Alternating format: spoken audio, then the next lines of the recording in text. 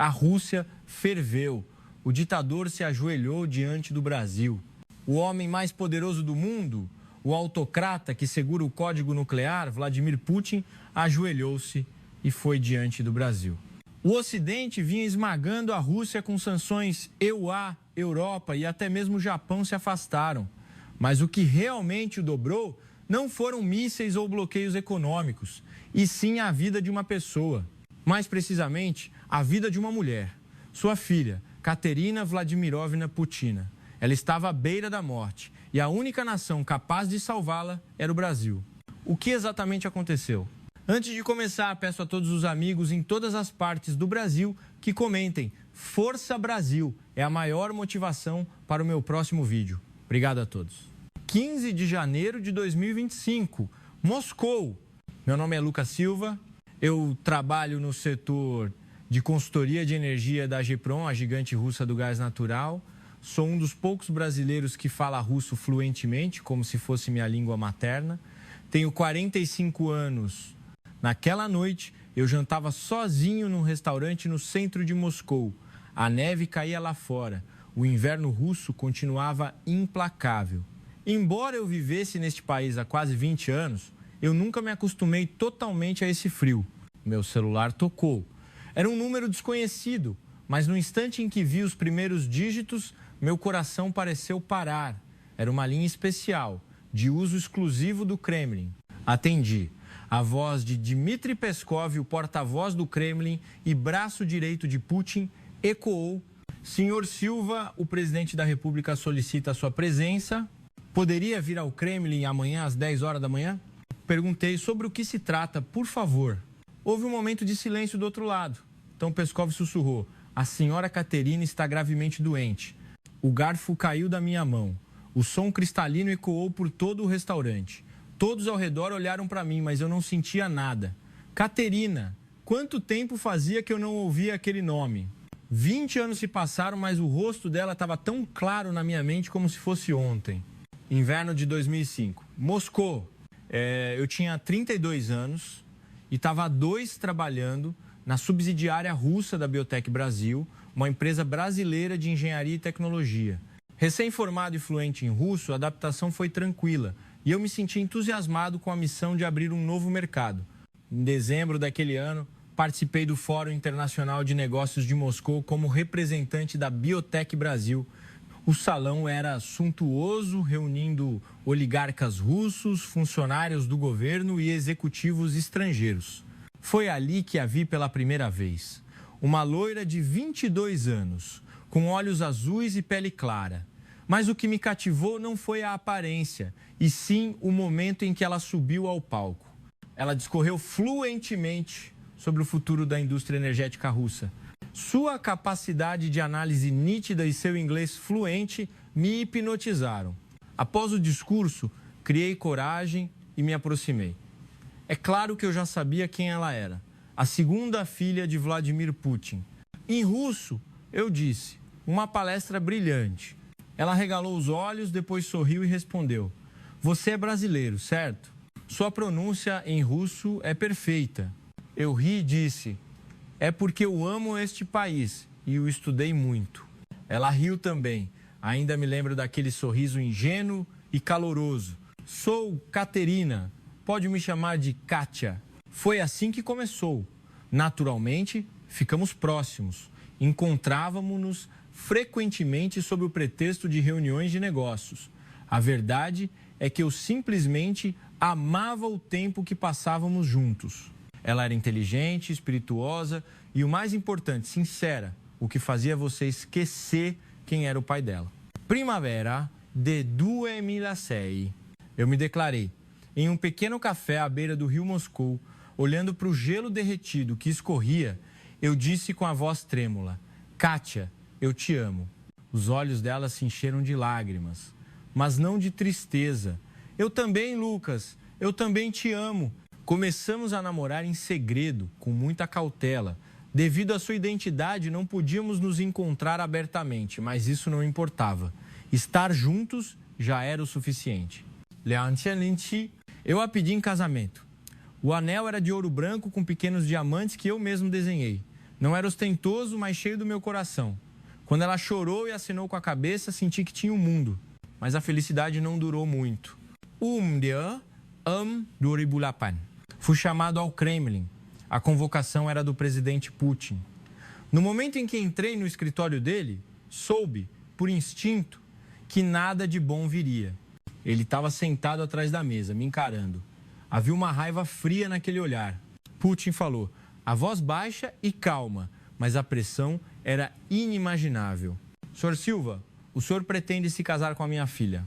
Eu baixei a cabeça. Sim, excelência. Eu amo Caterina de verdade. Ele bateu na mesa. O som ecoou pela sala. Um brasileiro casar com a filha do presidente da Rússia, o senhor acha que isso faz sentido? Respondi, nacionalidade não é barreira para o amor, excelência. Putin levantou-se e foi até a janela, de costas para mim. Então sussurrou, eu sei que você não é uma pessoa ruim. Eu investiguei tudo. Você é sério, inteligente e realmente se importa com Kátia. Eu sei de tudo isso. Ele se virou com um brilho complexo nos olhos. Mas não, absolutamente não. Perguntei, por que não, excelência? Putin deu um passo à frente, a voz baixa. Porque ela é minha filha. Eu quero que Kátia se afaste deste mundo, longe das lutas sujas de política e poder para viver uma vida normal. Mas se ela se casar com você, o mundo inteiro vai prestar atenção tentando encontrar um significado político na relação Brasil-Rússia. Kátia jamais se livrará dessa sombra. Eu quis argumentar, mas sabia que ele tinha um ponto. Putin acrescentou, e o Ocidente me odeia, e odeia a minha família. No momento em que você se casar com Kátia, você também se tornará um alvo do ódio deles. Sua vida será destruída. Eu disse, não me importo com isso. Mas eu me importo, ele retrucou categoricamente. Pela felicidade da minha filha, isso não pode acontecer. Dias depois, recebi uma notificação para retornar à sede da Biotech Brasil. A razão oficial era transferência de pessoal, mas eu sabia o motivo real. Na noite anterior à minha partida, encontrei Caterina pela última vez em um pequeno parque nos arredores de Moscou. Ela chorava e eu também. Desculpe-me, Lucas. Eu não consegui convencer meu pai. Eu a abracei. Não importa. A culpa não é sua. Ela olhou nos meus olhos e disse, eu vou esperar. Um dia nós vamos nos reencontrar. Eu vou esperar até esse dia. Eu coloquei o anel na mão dela, o mesmo que eu a pedi em casamento. Fique com ele. É o meu coração. Um dia eu voltarei. Naquela noite, deixei Moscou, deixando metade do meu coração para trás. Uma reportagem surgiu na mídia brasileira. Rumores de casamento envolvem a filha de Putin e um brasileiro. Meu nome estava no artigo. Eu neguei. Disse que não tínhamos esse tipo de relacionamento. Era uma mentira, mas eu não podia admitir. Para protegê-la. Se eu admitisse, Caterina se tornaria um alvo da mídia mundial. E meu maior medo era a raiva de Putin não contra mim, mas contra ela. Ouvi dizer que Caterina se casou. O noivo era Kirill Shamalov, filho de um oligarca russo. Bebi por dias. Voltei para a sede da Biotech Brasil, mas não consegui me adaptar. A mulher que eu amava se casara com outro. Senti que minha vida tinha acabado. Mas me levantei. Voltei para a Rússia, não para a Biotech Brasil, mas para a Gazprom, no setor de consultoria. Usei meu russo e meus contatos locais para começar uma nova carreira. Surpreendentemente, mantive contato com o vice-presidente da Biotech Brasil, Dr. Alberto Moraes. Ligávamos um para o outro todo mês. Como você está, Lucas? Conte-me as novidades da Rússia. No início eu não entendia por que ele se importava, mas depois percebi. A Biotech Brasil precisava de um informante importante na Rússia e não havia brasileiro que conhecesse a situação local melhor do que eu. Trabalhando na GEPROM, eu me envolvia naturalmente com a comunidade empresarial e política russa. Ocasionalmente, eu encontrava Putin em conferências de energia. Ele sempre me olhava com um olhar complexo, mas nunca falávamos. Eu fazia o mesmo. Recebi notícias indiretas de Caterina. Em 2018, ela se divorciou e voltou para a vida acadêmica, mas eu não a contatei diretamente. Senti que não tinha o direito. 17 anos se passaram assim. 15 de janeiro de 2025. De volta ao presente. A senhora Caterina está gravemente doente. As palavras de Peskov ecoavam na minha cabeça. Não dormi a noite toda. O que aconteceu com ela? Cheguei ao Kremlin às 10 horas da manhã do dia seguinte. Passei pela segurança, caminhei pelos longos corredores. Lembrei-me da última vez que andei por eles, 17 anos atrás, com o coração cheio de raiva e desespero. Agora estava cheio de pavor. A porta do escritório de Putin se abriu. Ele parecia muito mais velho do que 17 anos atrás. O cabelo estava branco, as rugas profundas, mas o olhar continuava afiado. O que era estranho era o que eu via por trás daquele olhar afiado: medo. O homem mais poderoso do mundo estava com medo nos olhos. Putin começou. Há quanto tempo, senhor Silva? Eu baixei a cabeça. Sim, excelência. O senhor me chamou. Ele foi até a janela, olhando para o céu cinzento de Moscou. Kátia está morrendo. Naquele instante, meu coração parou. Minhas pernas ficaram moles, mas consegui me manter de pé. Putin continuou. Um aneurisma cerebral, uma bomba relógio, uma bolha de sangue na artéria cerebral que pode se romper a qualquer momento. Descobrimos há 2 meses e está crescendo rapidamente. Ele se virou. Havia lágrimas nos olhos do homem mais poderoso do mundo. Eu procurei todos os médicos do Ocidente que poderiam operá-la a ele, melhores hospitais nos EUA, Alemanha, Suíça, mas todos recusaram por causa das sanções. Disseram que se tratassem um membro da família de Putin, seriam alvo de sanções. A voz dele tremeu. Porque eu iniciei a guerra na Ucrânia.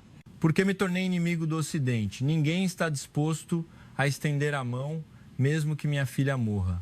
Perguntei cautelosamente. E na Rússia? A Rússia também tem muitos médicos excelentes, não tem? Putin balançou a cabeça. Os melhores neurocirurgiões da Rússia a examinaram, mas disseram que a taxa de sucesso é inferior a 50%.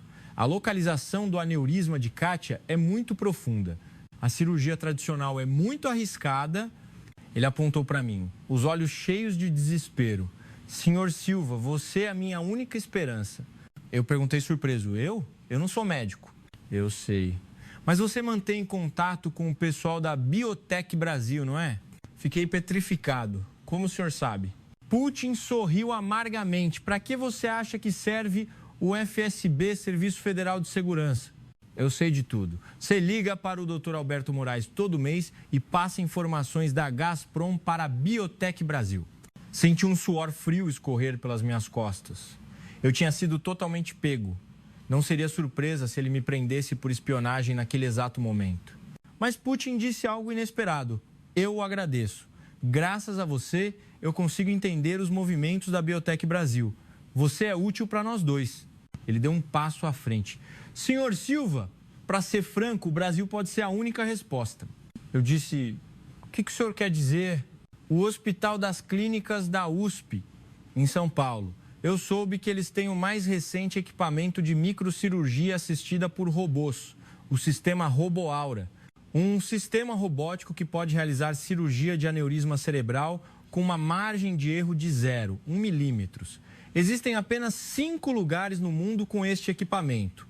A Rússia não tem. Os olhos dele me fitaram.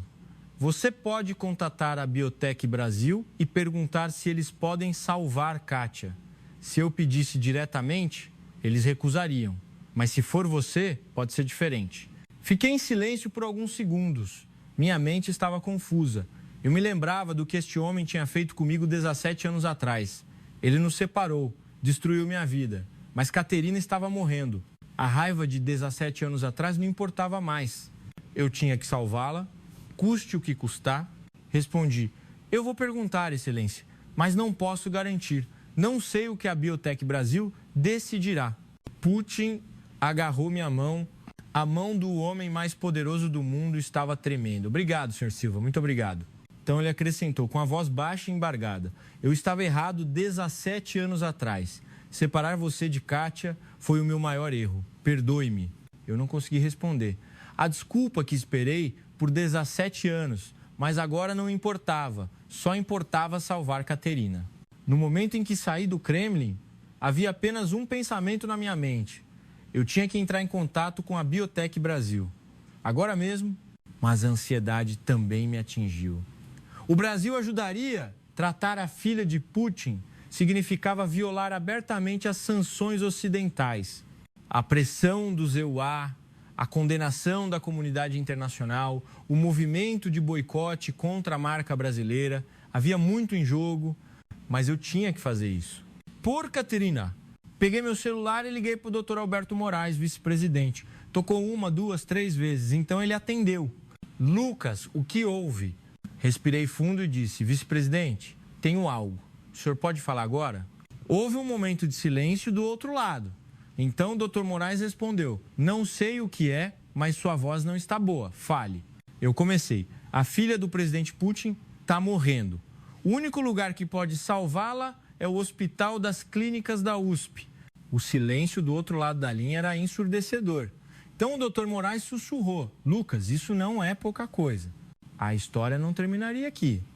Qual seria a decisão da Biotech Brasil, HC USP, como reagiria a presidência, como Caterina chegaria ao Brasil? Tudo parecia impossível, mas o impossível se tornaria possível. Este era o Brasil.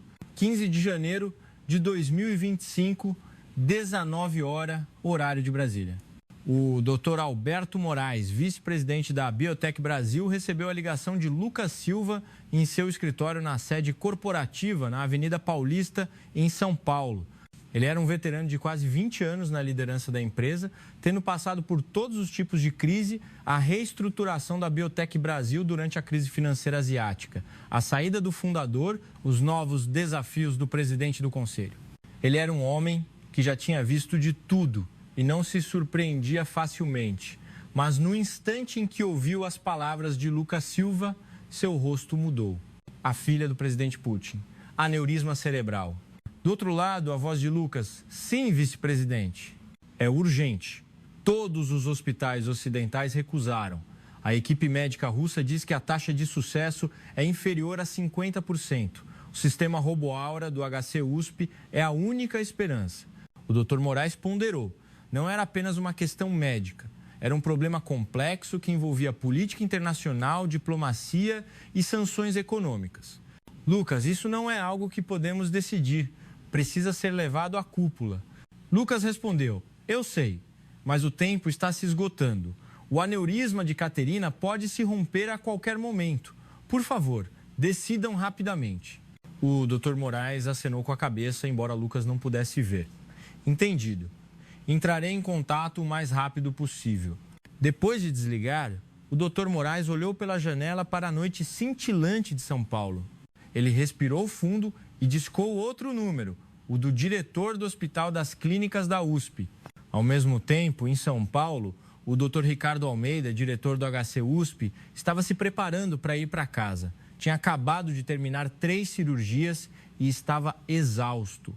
Aos 60 anos, ainda na sala de cirurgia, ele era uma lenda viva da neurocirurgia brasileira. O telefone tocou. Era a linha direta da liderança da Biotech Brasil. Um telefonema da liderança da Biotech Brasil a essa hora nunca era algo simples. Diretor Almeida, sou Alberto Moraes, tem um assunto urgente com o senhor. O Dr. Almeida colocou a pasta no chão. Diga, vice-presidente. O Dr. Moraes explicou a situação. A filha de Putin, o aneurisma, a recusa do Ocidente, as limitações da equipe russa. Ao ouvir tudo, a expressão do doutor. Almeida ficou grave. O senhor tem as imagens da ressonância magnética? Ainda não, mas devem chegar em breve. O doutor Almeida pensou por um momento e disse, vou analisar as imagens quando chegarem. Mas, vice-presidente, esta não é uma decisão que pode ser tomada apenas com base no julgamento médico. Precisamos de uma decisão superior. O doutor Moraes respondeu, eu sei, eu cuidarei disso. Naquela noite, uma reunião de emergência foi convocada na sede da Biotech Brasil, em São Paulo. O doutor Alberto Moraes, o diretor jurídico, o diretor de Relações Públicas e o diretor de Cooperação Internacional estavam reunidos. As expressões de todos eram tensas. O diretor jurídico falou primeiro, vice-presidente, é muito arriscado. Ao tratar a família de Putin, podemos ser alvo das sanções americanas. Nossos negócios nos EUA podem estar em risco. Até mesmo toda a indústria de tecnologia brasileira pode ser afetada. O diretor de Relações Públicas concordou. A mídia ocidental nos pintará como colaboradores da Rússia. Pode haver um movimento de boicote. Será um golpe fatal para a nossa imagem. O diretor de cooperação internacional apresentou uma opinião diferente. Mas, por outro lado, pode ser uma oportunidade. A Rússia é a maior exportadora de energia do mundo. Se salvarmos a filha de Putin, a posição do Brasil no mercado russo será completamente diferente. A sala de reuniões ficou agitada. As opiniões a favor e contra se enfrentavam. O doutor Moraes ouviu em silêncio e, por fim, falou: compreendo a opinião de todos, mas esta é uma questão que não podemos decidir. Vou relatar à Presidência da República. Na manhã seguinte, no Palácio do Planalto, em Brasília, o doutor Alberto Moraes, segurando o relatório da noite anterior, estava diante do secretário de Segurança Nacional. O secretário leu o relatório lentamente, sua expressão impassível. Após um momento, o secretário perguntou: qual é a opinião interna da Biotech Brasil? O doutor Moraes respondeu: as opiniões estão divididas, ao lado que teme o risco das sanções e o lado que vê a oportunidade no mercado russo. Mas, para ser honesto, a oposição é maior. O secretário assentiu: vou relatar ao presidente. O presidente da República ouviu o relatório e permaneceu em silêncio por um longo tempo. Sua expressão era séria, o olhar de alguém que enfrentava uma decisão que afetaria o destino da nação. Finalmente, o presidente falou: antes de qualquer julgamento, é uma questão humanitária. O secretário perguntou cautelosamente: o que o senhor pretende fazer? O presidente respondeu: diga a eles para ajudarem, incondicionalmente. O secretário disse: mas, presidente, me preocupo com a reação dos EUA. Eles podem criar problemas por violação de sanções. O presidente balançou a cabeça. Não podemos colocar condições na vida de uma filha. É uma questão de humanidade. Não importa quem seja Putin, a filha dele é inocente. Tratar um doente não é política, é um dever humano básico. Ele acrescentou: eu mesmo explicarei a questão aos EUA. Digam à Biotech Brasil e ao hospital para fazerem o melhor incondicionalmente para salvar a vida. O doutor Alberto Moraes, ao receber a notícia, convocou imediatamente uma reunião de liderança da Biotech Brasil. Senhores, a presidência aprovou. Ordenaram-nos a ajudar incondicionalmente. Os executivos assentiram. O doutor Moraes disse: alguns de vocês, no entanto, discordaram, dizendo que deveríamos aproveitar esta oportunidade para fazer exigências à Rússia, prioridade em contratos de energia, direitos de mineração, etc. O fundador da Biotech Brasil, Dr. Roberto Santos, embora aposentado, ainda era consultado em questões importantes. Sua voz veio da videoconferência. Não faremos isso, disse ele, para surpresa dos executivos na tela. A Biotech Brasil não adicionará nenhuma condição. Este é o jeito brasileiro. O Dr. Santos continuou: pedir algo em troca ao salvar uma vida é extorsão. O lucro obtido por extorsão não dura, mas uma bondade sincera jamais será esquecida. Ele acrescentou: não importa o que a Rússia faça ou deixe de fazer, nossa obrigação é salvar vidas. É por isso que o Brasil está onde está. O Dr. Moraes ficou profundamente comovido. Em quase 20 anos na Biotech Brasil, era a primeira vez que via uma decisão tão resoluta e limpa. Entendido, fundador. Assim será feito. No Kremlin, em Moscou, Lucas Silva transmitiu a mensagem a Putin. Excelência, a Biotech Brasil entrou em contato. Eles disseram que a cirurgia é possível. É só enviar as imagens da ressonância magnética da senhora Caterina. Após a análise precisa, o cronograma será definido. Um olhar de alívio passou pelo rosto de Putin, mas rapidamente se transformou em suspeita. Qual é a condição? O que o Brasil exige? Lucas respondeu: não há condições, excelência. Putin arregalou os olhos. Sem condições, eles tratariam a filha de Putin e não pediriam nada em troca? Lucas assentiu. Sim, disse que o próprio presidente do Brasil ordenou que nenhuma condição fosse imposta à vida de uma filha. O fundador da Biotech Brasil disse a mesma coisa. Putin ficou em silêncio por muito tempo. O que estava piscando em seus olhos? Lágrimas ou incredulidade? Finalmente ele falou: é incompreensível.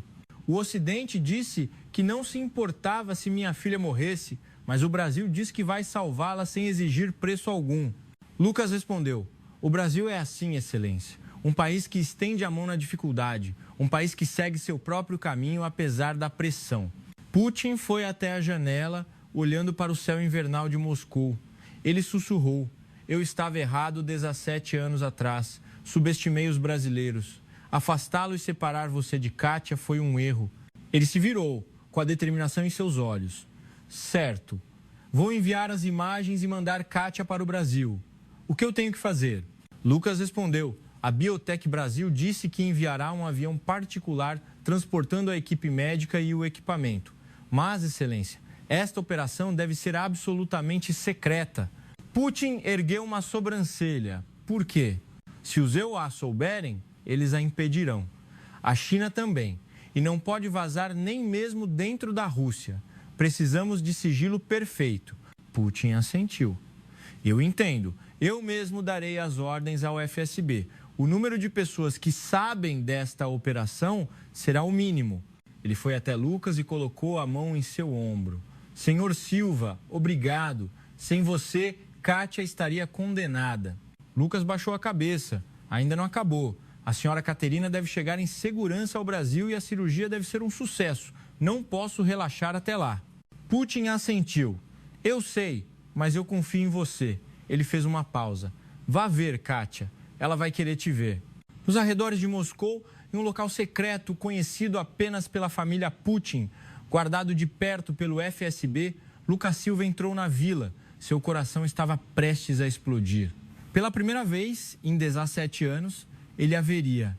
Medo e expectativas se misturavam em uma emoção complexa. Parou na porta do quarto no segundo andar. Sua mão tremia. Posso abrir a porta? Ela ainda se lembra de mim? Ela me odiará? Respirou fundo e abriu a porta. Ela estava deitada na cama. A linda loira de 20 anos atrás havia sumido. Rosto pálido, olhos fundos, o olhar sem vida.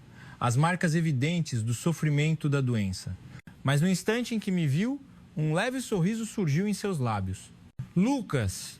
Sua voz era fraca e suave, mas a maneira como ela disse meu nome era a mesma de 20 anos atrás. Ajoelhei-me ao lado da cama. Kátia, sou eu vim. Lágrimas escorreram dos olhos dela. Eu esperei por 17 anos. Segurei a mão dela. Fria, magra, mas era a mão dela. A mão que eu ansiava. Sinto muito, eu não pude vir antes. Ela balançou a cabeça. Você veio. Isso é o suficiente. Apertei a mão dela com mais força. Kátia, vá para o Brasil. A cirurgia lá vai te curar. A melhor equipe médica do HC-USP está esperando. Ela sorriu fracamente. O Brasil, seu país, eu assenti. Sim, meu país. Nós vamos juntos. Mais lágrimas escorreram dos olhos dela. Eu quero ir. Se for com você, eu vou a qualquer lugar. Beijei a testa dela. Eu prometo, eu vou te salvar. E então, vamos juntos para São Paulo, Rio de Janeiro, Bahia. Eu vou te mostrar tudo, como prometemos 20 anos atrás. Ela sorriu. Embora estivesse fraca, o sorriso ainda era lindo. Você não se esqueceu. Nem por um dia. Naquela noite, a sede da Biotech Brasil, em São Paulo, iniciou a operação mais secreta de sua história. Nome e código: Fênix, simbolizando o renascimento da morte. Um jato particular da Biotech Brasil foi preparado a bordo. 2 médicos, 3 enfermeiros e o equipamento médico mais avançado, uma ressonância magnética móvel, sistemas de monitoramento de sinais vitais, ferramentas de cirurgia de emergência. Era uma UTI aérea. Partida, Aeroporto Internacional de Guarulhos. Destino, uma pista militar secreta nos arredores de Moscou. Os EUA não podiam saber. A China não podia saber, mesmo dentro do governo russo. Apenas um punhado de pessoas sabiam. Se esta operação vazasse, tudo estaria perdido. O jato da Biotech Brasil decolou. O Dr. Alberto Moraes observou o avião partir do aeroporto. Sentia uma emoção complexa. A operação seria um sucesso? Eles conseguiriam trazer Caterina em segurança? A cirurgia funcionaria? Tudo era incerto, mas uma coisa era certa. O Brasil estava fazendo a coisa certa. Ele olhou para o céu. As luzes do avião estavam ficando cada vez mais distantes. Que tudo corra bem, ele sussurrou. a história não terminaria aqui. O jato da Biotech Brasil pousaria em segurança em Moscou, o transporte de Caterina seria um sucesso, que crise surgiria no caminho? Tudo parecia impossível, mas o impossível se tornaria possível. Este era o Brasil. 17 de janeiro de 2025, 2 horas da manhã. Pista militar secreta, arredores de Moscou, menos 25 graus Celsius. O frio cortante parecia bater no rosto, mas eu não tinha tempo para senti-lo. O jato particular da Biotech Brasil pousou. Um Gulfstream G650 branco com linhas azuis, o modelo mais recente usado apenas pela alta liderança da empresa. Mas hoje, ele não trazia executivos, mas sim uma equipe médica e equipamentos. A porta do avião se abriu, a equipe médica desceu. O Dr. João Costa, especialista em medicina de emergência, a enfermeira Sofia Mendes e mais 3 pessoas. Suas expressões eram tensas. O Dr. Costa veio até mim. O senhor é Lucas Silva, certo? Somos a equipe de emergência do HC USP. Qual é o estado da paciente? Eu respondi, não é bom. A dor de cabeça piorou ontem à noite e ela teve vômitos esta manhã. Temos que transferi-la rapidamente. A expressão do médico endureceu. Parece que o aneurisma está se expandindo. Vamos, rápido. Caterina foi colocada em uma maca móvel especial e levada para dentro do avião. Agentes do FSB estavam de guarda ao redor, uma unidade de elite ordenada pelo próprio Putin. Seus olhares eram afiados, como se estivessem prontos para eliminar qualquer vazamento de informação.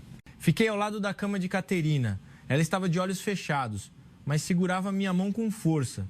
Lucas, estou com medo. A voz dela tremia. Eu apertei a mão dela com mais força. Tá tudo bem, eu estou aqui. Estarei com você o tempo todo. A equipe médica se movimentava rapidamente, conectando equipamentos de monitoramento de sinais vitais, aplicando soro intravenoso, colocando uma máscara de oxigênio. A cabine do avião se transformou instantaneamente em uma UTI. O Dr. Costa relatou: pressão arterial 145/92, pulso 80, estável por enquanto, mas pode piorar durante o voo. Temos que ir rápido. Eu assenti e fiz um sinal para o piloto. A porta do avião se fechou. Antes da decolagem, ele apareceu na pista, vestido com um casaco preto, sua figura visível na escuridão do amanhecer. Vladimir Putin. Ele olhou pela janela do avião e acenou. Caterina olhou para o pai pela janela, com lágrimas nos olhos. Eu disse a ela: você o verá de novo quando voltar. Não se preocupe. Ela sentiu. O avião começou a taxiar na pista. O rugido dos motores ecoou. Em seguida, ele subiu ao céu. Olhei pela janela. A figura de Putin estava ficando cada vez menor. O homem mais poderoso do mundo, sozinho na despedida da filha. Naquele momento, ele não era um ditador nem um belicista, mas apenas um pai preocupado com sua filha doente.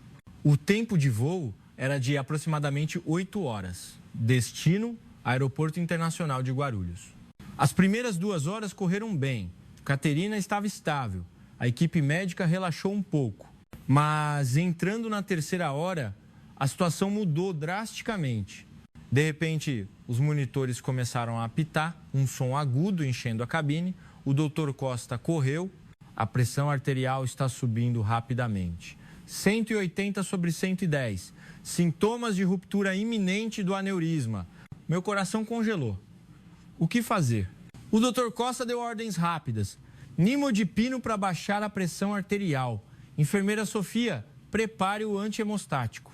A enfermeira Sofia Mendes preparou rapidamente os medicamentos. A seringa foi conectada à linha intravenosa de Caterina e a medicação injetada. Os números no monitor começaram a cair lentamente. 175, 168, 160. O Dr. Costa soltou um suspiro de alívio. Estável temporariamente, mas não sabemos quando vai piorar de novo. Temos que nos apressar. Corri para a cabine. Não dá para ir mais rápido? O estado da paciente é crítico.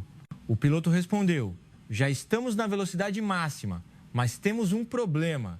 Que problema? Temos que atravessar o espaço aéreo chinês, mas não temos permissão de voo. Podemos ter que dar a volta. e isso adicionará 2 horas. 2 horas seriam fatais para a Caterina. Peguei meu celular e liguei para o Dr. Alberto Moraes. Vice-presidente, emergência. Precisamos da permissão do espaço aéreo chinês. O estado da paciente é grave. A voz do Dr. Moraes veio do outro lado. Eu entendo, eu cuido disso. Me dê 5 minutos.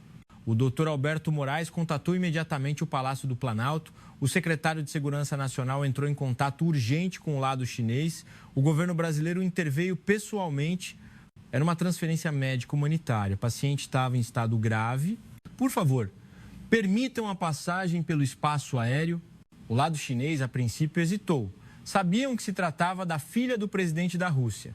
Era politicamente sensível. Mas o lado brasileiro não desistiu. Não é política, é vida. A paciente está morrendo agora. Finalmente, a China aprovou. Havia uma condição: evitar o espaço aéreo de Pequim e seguir a Rota Sul.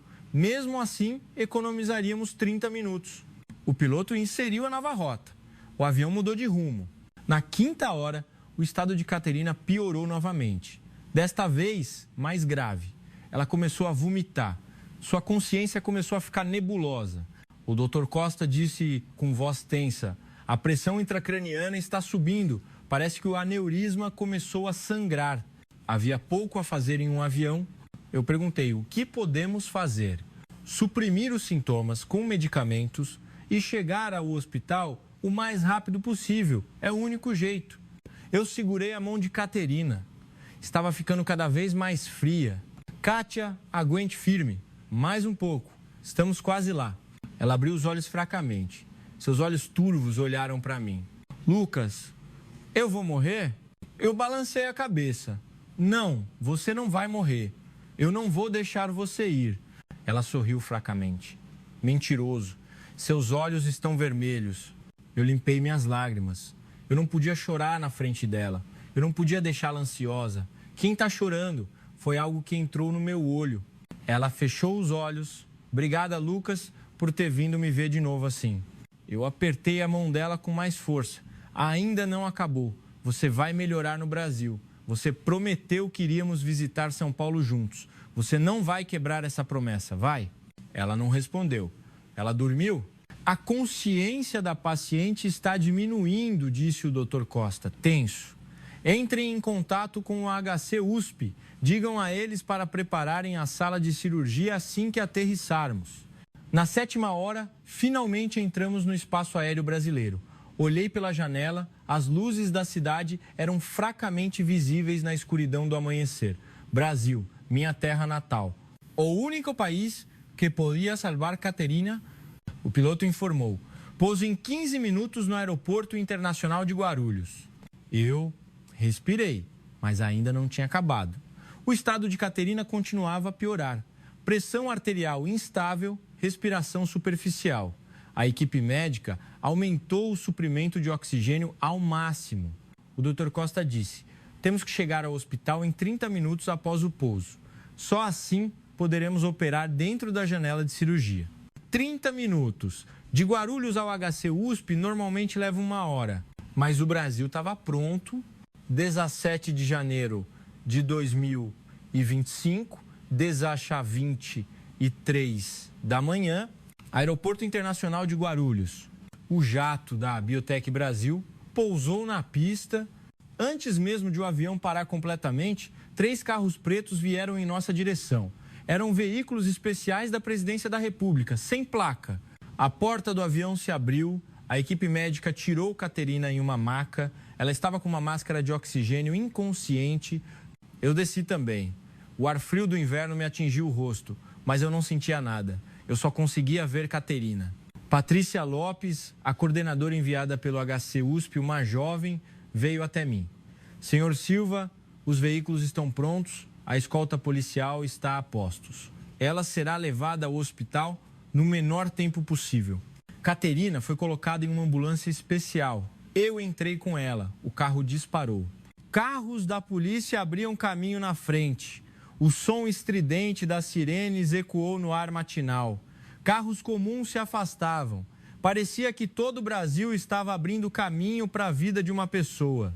Eu segurava a mão de Caterina, olhando pela janela. A paisagem do amanhecer de São Paulo passava rapidamente. Ao cruzar o Rio Pinheiros, o primeiro raio de sol começou a brilhar na água. Era lindo, mas eu não tinha ânimo para apreciar essa beleza. Eu só conseguia ver Caterina. O Dr. Costa continuava monitorando o estado de Caterina. A pressão arterial está estável, mas temos que fazer a cirurgia rapidamente. Não há mais tempo. O motorista acelerou. Todos os semáforos estavam verdes. Alguém no centro de controle estava mudando todos os sinais para nós. Este era o poder do Brasil. Exatos 28 minutos depois, o carro chegou ao estacionamento subterrâneo do HC USP. Na frente do elevador, mais de 10 membros da equipe médica de jaleco branco estavam esperando.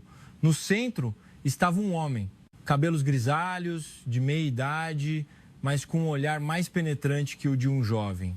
Dr. Ricardo Almeida, diretor do HC USP, a maior autoridade em neurocirurgia do Brasil, uma lenda viva da cirurgia cerebral brasileira. Ele se aproximou e verificou o estado de Caterina. Reação pupilar, pressão arterial, pulso, rápido e preciso. Estado grave. O aneurisma começou a sangrar. Cirurgia imediata. Ele olhou para mim. O senhor é o parente, certo? Eu respondi, sim, eu sou. Ele assentiu. Faremos o nosso melhor, mas, para ser honesto, esta cirurgia é complicada, pois já começou a sangrar. A taxa de sucesso é menor do que o esperado. Eu perguntei, quanto? Cerca de 65%. Minhas pernas vacilaram. Uma enfermeira ao meu lado me segurou. 35% de chance de Caterina morrer. O Dr. Almeida colocou a mão no meu ombro. Mas nós temos uma arma, o sistema de microcirurgia guiada por RoboAura. Apenas 5 hospitais no mundo têm este equipamento. Este é um deles. Seus olhos brilharam. Eu vou salvá-la. Confia em mim. Caterina foi levada para a sala de cirurgia. Eu segurei a mão dela, mas tive que soltá-la na porta. Kátia, eu vou esperar. Você tem que voltar. A porta da sala de cirurgia se fechou. Eu desabei em uma cadeira na sala de espera e comecei a orar. Eu não tinha nenhuma crença religiosa, mas naquele momento qualquer Deus servia. Por favor, salve Caterina. A história não terminaria aqui. A cirurgia seria um sucesso? Caterina sobreviveria? O que aconteceria quando esta operação secreta fosse revelada ao mundo? 6 horas de cirurgia. A batalha de 0, 1 milímetro. A linha entre a vida e a morte. 17 de janeiro de 2025 e 11 horas da manhã. Sala de cirurgia do HC USP São Paulo. O Dr. Ricardo Almeida estava na frente da mesa de cirurgia, um neurocirurgião com 30 anos de experiência, o médico mais renomado do Brasil, que realizou milhares de cirurgias cerebrais. Mas a cirurgia de hoje era diferente. Ele sabia quem era a paciente. A filha de Putin, o sucesso ou fracasso desta cirurgia poderia mudar as relações Brasil-Rússia, talvez até a situação mundial, mas o Dr. Almeida afastou esses pensamentos de sua mente. Na mesa de cirurgia, ela não era a filha de uma figura política. Ela era apenas uma paciente, uma vida que precisava ser salva. A equipe cirúrgica estava pronta. Um anestesista, 2 assistentes, 3 enfermeiros cirúrgicos e um engenheiro de sistema RoboAura. 8 pessoas reunidas na sala de cirurgia. O Dr. Almeida falou, iniciando a cirurgia, o método é embolização por coils. Sem abrir o crânio, vamos inserir um catéter fino através da artéria femoral. O catéter será levado aos vasos cerebrais e as coils de platina serão preenchidas no aneurisma. Uma vez que o aneurisma tiver ocluído, o risco de sangramento desaparecerá. Parece simples, mas é um procedimento de precisão extrema. Os vasos cerebrais são mais finos que um fio de cabelo. Um erro de 1 milímetro poderia matar a paciente. O Dr. Almeida olhou para o monitor. O sistema RoboAura reconstruiu o vaso cerebral da paciente em 3D. Analisou a localização, o tamanho, a velocidade do fluxo sanguíneo do aneurisma em tempo real. Tamanho do aneurisma, 8, 7 milímetros. Localização, na bifurcação da artéria cerebral média. Nível de dificuldade, máximo, relatou o assistente. O Dr. Almeida assentiu. Eu sei, comecem. O catéter foi inserido na artéria femoral da paciente. O monitor mostrou o caminho do catéter em tempo real, subindo pela aorta abdominal, ao longo da artéria carótida. As mãos do Dr. Almeida se moviam cautelosamente, operando milímetro por milímetro. O menor deslize poderia rasgar a parede do vaso. 10 minutos se passaram, o catéter atingiu os vasos cerebrais, ele estava a 2 centímetros do aneurisma na artéria cerebral média. O Dr. Almeida ajustou a respiração, ativar a guia RoboAura. Linhas verdes apareceram no monitor. Era o caminho ideal calculado pelo sistema RoboAura, considerando a curvatura do vaso, a velocidade do fluxo sanguíneo e o ângulo do aneurisma. O Dr. Almeida seguiu aquela linha, empurrando o catéter. Ele chegou à entrada do aneurisma, pronta para inserir as coils. A primeira coil de platina foi empurrada através do catéter, fios ultrafinos com 0,3 milímetros de diâmetro. Os fios se juntaram no aneurisma, preenchendo o espaço. Coil número 1 concluída, preparar a número 2, a segunda e a terceira coils. O aneurisma estava sendo lentamente preenchido. 2 horas após o início da cirurgia, 12 coils foram inseridas. O aneurisma estava quase cheio. O Dr. Almeida disse: a última área, esta é a mais perigosa. A parede do vaso tem apenas 0,2 milímetros. Toda a equipe cirúrgica prendeu a respiração. A coil número 13 começou a ser inserida. As mãos do Dr. Almeida se moviam cautelosamente. O monitor mostrava a posição da coil em tempo real. Muito bom. Quase terminando. Nesse momento, o monitor disparou um alarme repentino. Luzes vermelhas piscaram. Hemorragia detectada, ruptura microvascular do aneurisma. O assistente gritou, tenso. O suor escorria pela testa do Dr. Almeida, mas suas mãos não tremeram. 30 anos de experiência o sustentavam. Não se apavorem. Localizar o ponto de sangramento, inserir uma coil extra nessa área. Suas mãos se moveram rapidamente. A coil número 14 foi direcionada para o ponto de sangramento. Precisava de uma precisão de 0,1 milímetro. O sistema RoboAura forneceu a guia em tempo real. A linha verde em movimento indicava o caminho ideal. 5 segundos, 10 segundos, 15 segundos. A coil foi inserida. As luzes vermelhas no monitor se apagaram. A hemorragia parou. Dr. Almeida soltou um suspiro de alívio. A crise tinha passado. Continuar a cirurgia. 4 horas e 30 minutos após o início da cirurgia, 23 coils foram inseridas. O aneurisma estava completamente preenchido. O Dr. Almeida fez a verificação final. As imagens dos vasos cerebrais apareceram no monitor. O sistema RoboAura exibiu os resultados da análise. Oclusão do aneurisma, 100%. Fluxo sanguíneo normal, sem sangramento. O Dr. Almeida assentiu. Cirurgia bem-sucedida. A sala de cirurgia soltou um suspiro de alívio. Algumas enfermeiras limparam as lágrimas. O Dr. Almeida tirou as luvas. Excelente trabalho em equipe. Obrigado a todos. Ele saiu da sala de cirurgia e olhou para o relógio. 15h47, 4 horas e 47 minutos de batalha. Na sala de espera, eu estava desabado, orando, com as lágrimas escorrendo. Quase 5 horas de espera. O tempo parecia 5 anos.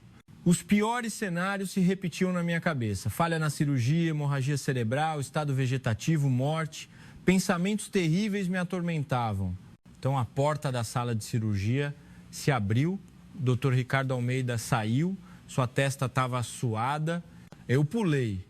E então? O Dr. Almeida olhou para mim e sorriu lentamente. Foi um sucesso. Minhas pernas vacilaram. A enfermeira ao meu lado me segurou.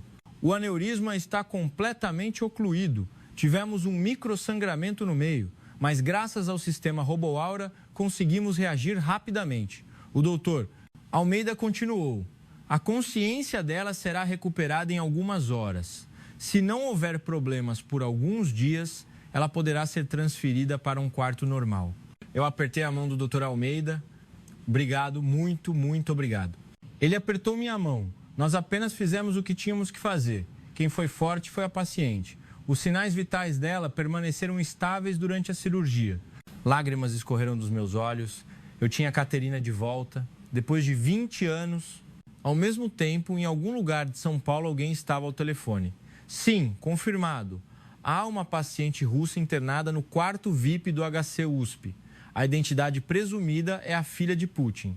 Quem estava recebendo a ligação era a correspondente da CNN em São Paulo. Informação confirmada? Sim. Há testemunhas no aeroporto da transferência secreta. Dizem que o jato da Biotech Brasil veio de Moscou. O rosto da correspondente se iluminou. Essa era uma notícia de impacto mundial, uma reportagem exclusiva. Entendido. Preparem a reportagem imediatamente. 17 de janeiro de 2025, 20 horas.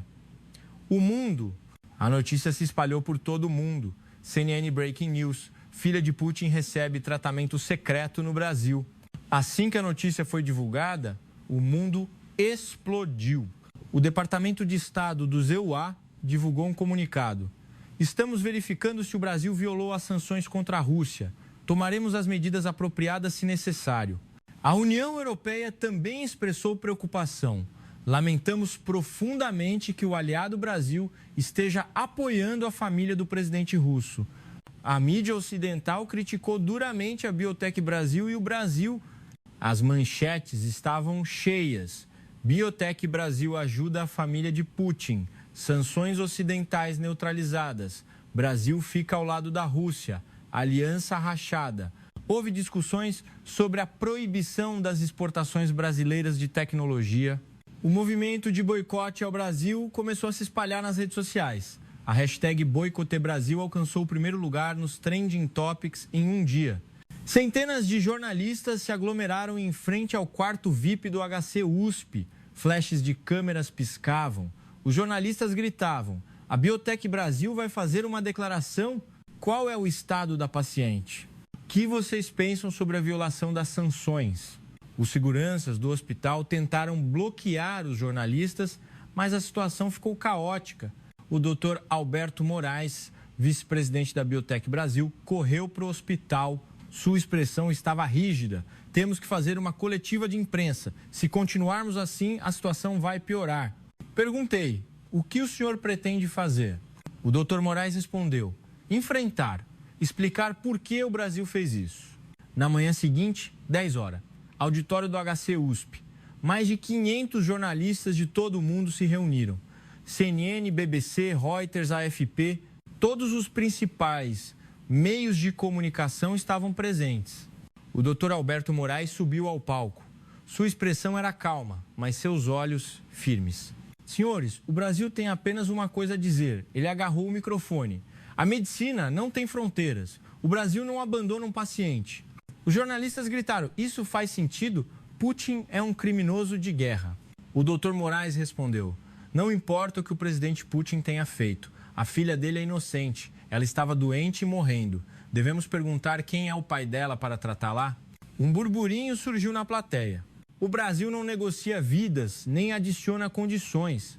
A única coisa que fizemos foi salvar uma pessoa que estava morrendo. Ele disse com firmeza: se isso é uma violação de sanção, então a sanção está errada. É normal um mundo que sanciona a salvação de vidas? O local da coletiva de imprensa ficou em silêncio. Ninguém podia refutar as palavras do Dr. Moraes. O Brasil não mudará de ideia. Não importa quem venha ou quem nos ameace, não vamos parar de salvar vidas. Este é o jeito brasileiro. Ele concluiu e abriu para perguntas. Após a coletiva de imprensa, algo inesperado aconteceu. A opinião pública nas redes sociais começou a mudar. A hashtag mudou. Brasil estava certo.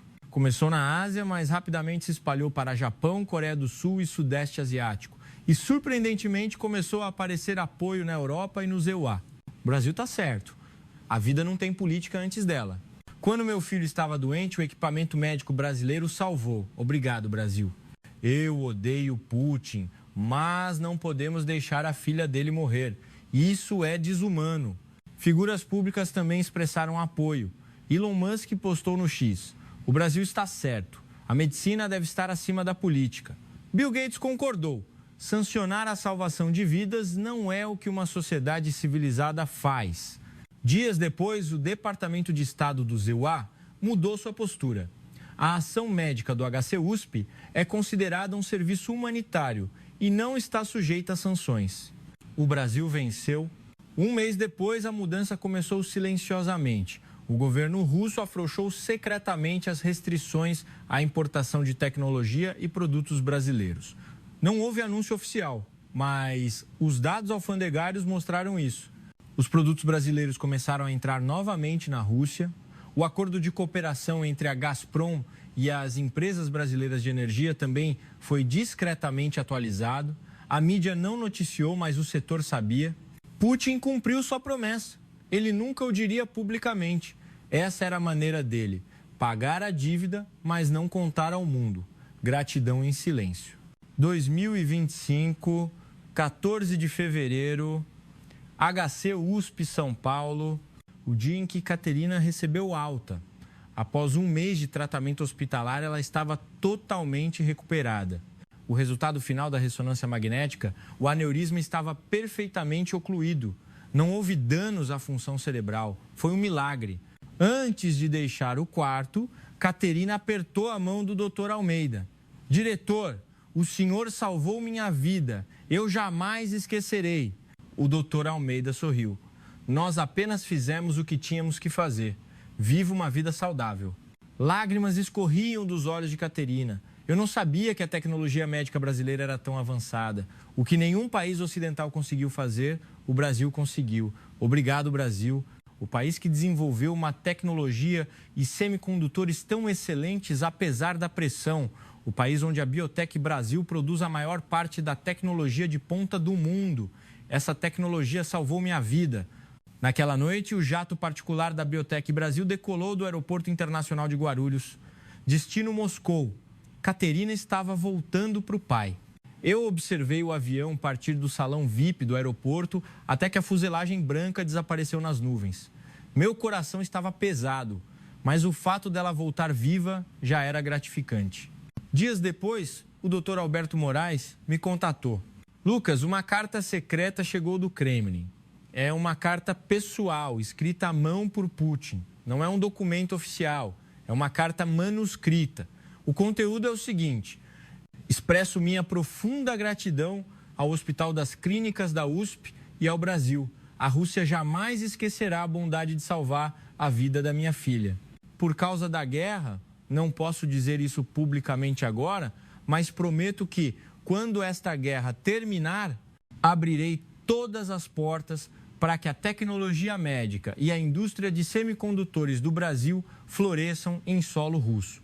Esta é a menor retribuição que posso dar.